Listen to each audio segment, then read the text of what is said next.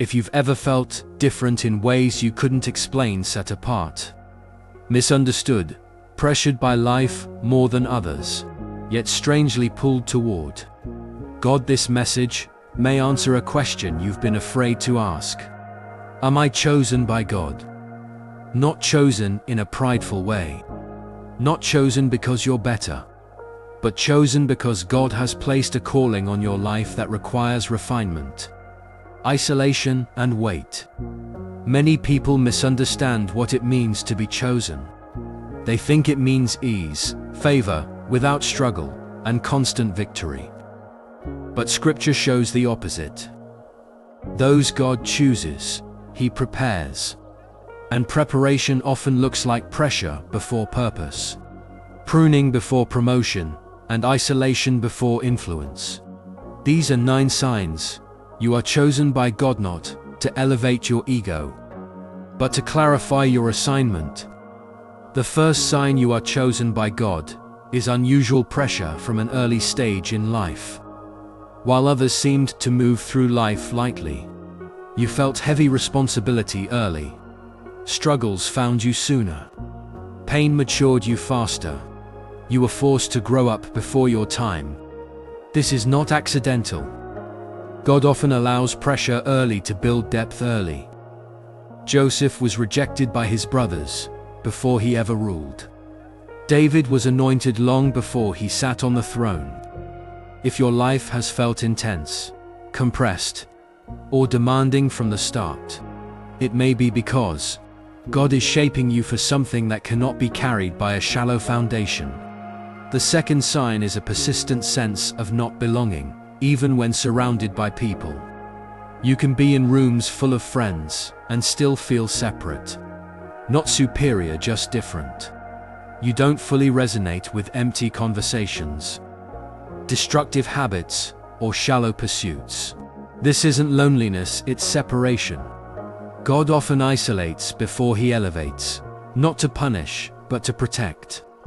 If you've ever felt like you don't quite fit anywhere, it may be because you were never meant to blend in, you were meant to stand apart. The third sign you are chosen by God is heightened spiritual sensitivity. You feel things deeply. You discern atmospheres. Certain places, people, or conversations drain you spiritually. You're affected by injustice, brokenness, and sin more than others. This sensitivity is not weakness, it's perception. God sharpens discernment in those He plans to use. But if not understood, this sensitivity can feel like a burden. That's why many chosen people wrestle internally before they walk confidently in their calling. The fourth sign is cycles of isolation that refine you.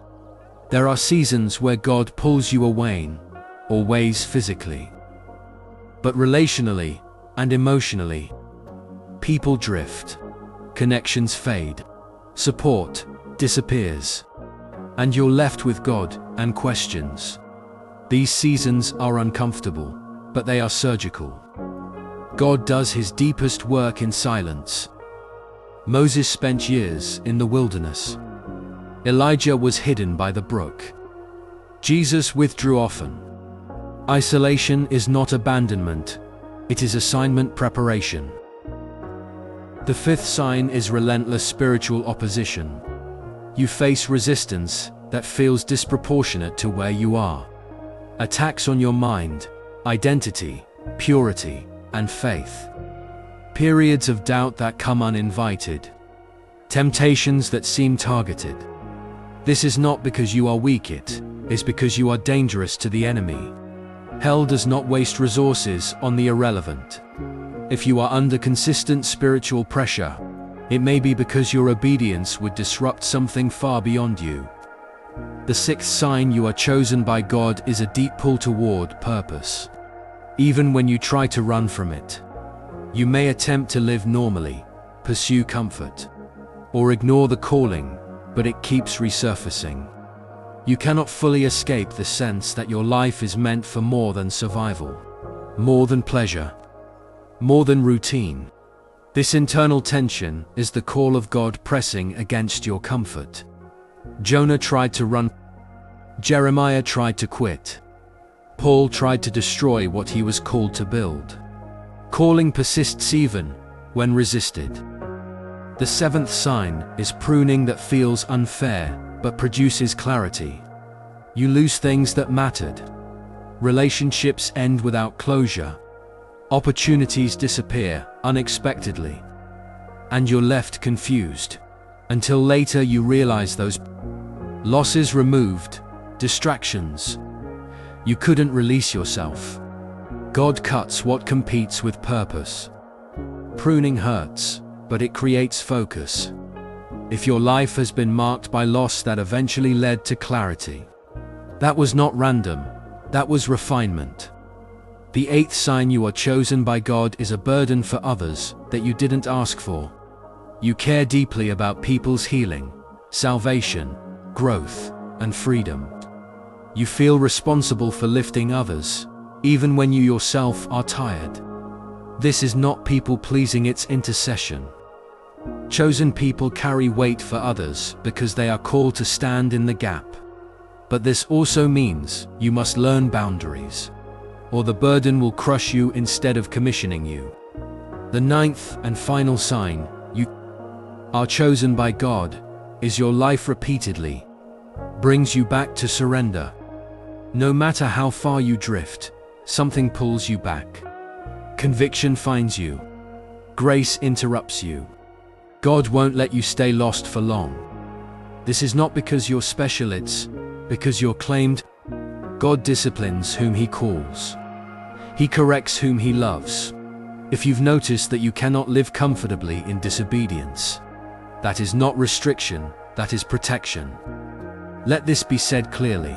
Being chosen by God does not mean life will be easier. It means life will be meaningful. You will be stretched, refined, pressed, but also guided, guarded, and grown. God is not preparing you for applause. He is preparing you for impact. If this message confirmed what God has been whispering to you, don't ignore it. Steward it. Depth is rare, and so is obedience. And remember, God does not reveal calling to impress you. He reveals it to invite you into responsibility. Stay ready.